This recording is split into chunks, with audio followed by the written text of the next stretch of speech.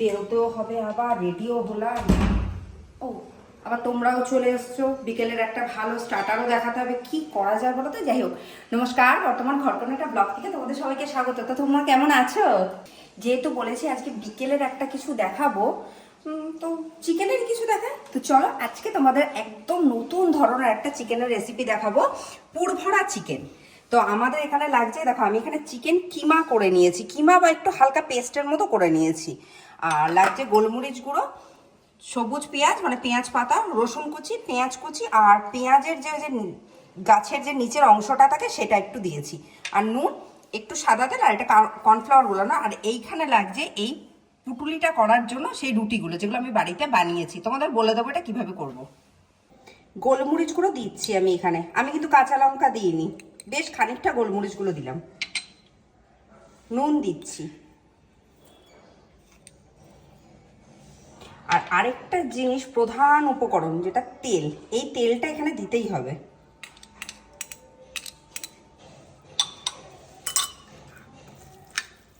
এবার আমি চিকেনটা মেখে প্রায় আধ ঘন্টার উপরে রাখতেই হবে, তারপর ফিরে আসছি। এই দেখো পুরটা যেটা বানিয়েছিলাম চিকেনে, সেটা কিন্তু প্রায় আধ ঘন্টার মতো আমি রেখেছিলাম, রেখে ফিরে এসেছি। আর এই যে জিনিসগুলো, এগুলো তোমরা বাড়িতেও বানাতে পারো, বা যে কোনো গ্রসারি স্টোরে গিয়ে তোমাদের বললে এটা দিয়ে দেবে যে স্প্রিং রোল শিট, বা যে কোনো শিট হলে চলবে, বা এটা তুমি ময়দারও বাড়িতে বানাতে পারো।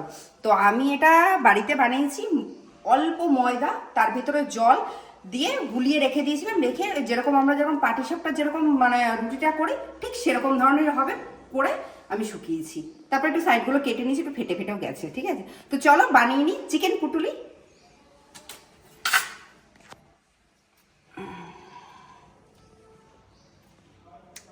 ও হ্যাঁ, আরেকটা কথা, যে এখানে পুরটা রেডি করতে করতে আমি এখানে একটুখানি তেল বসিয়ে দিয়েছিলাম গরম হওয়ার জন্য।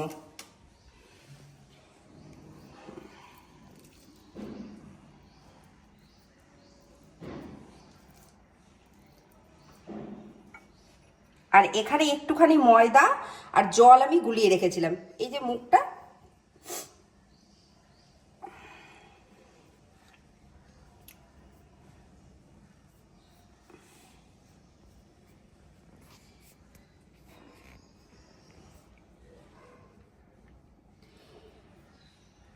এই গোলাটা কিন্তু ভালো করে দিতে হবে, নাহলে কিন্তু ফেটে যাবে।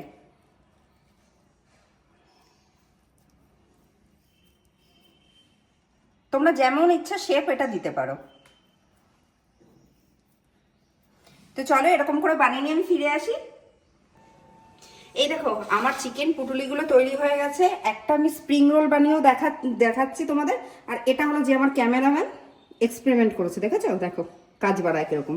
তো চলো এগুলো ভেজে নিই একটা একটা করে। আর তেলটা মিডিয়াম থাকবে, খুব গরম না খুব ঠান্ডাও না।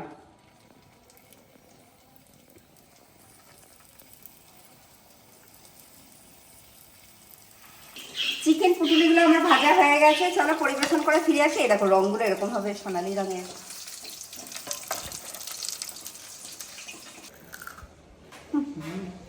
সেই স্বাদ হয়েছে।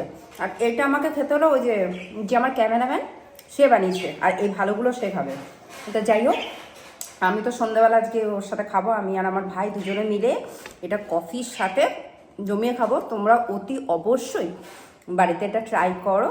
আর আজকের রেসিপিটা, আজকের ভিডিওটা যদি ভালো লেগে থাকে তো তোমরা আমাকে জানাও। আর প্লিজ প্লিজ প্লিজ আমার চ্যানেলটা তোমরা সাবস্ক্রাইব করো, শেয়ার করো, লাইক করো, প্রচুর প্রচুর কমেন্ট করো। আর যদি কিছু ভুল হয়ে থাকে তাহলে নিজের ভাবে ক্ষমা করো। আজ তাহলে আসে, আমি খাই, সবই খেয়ে নেবে তো।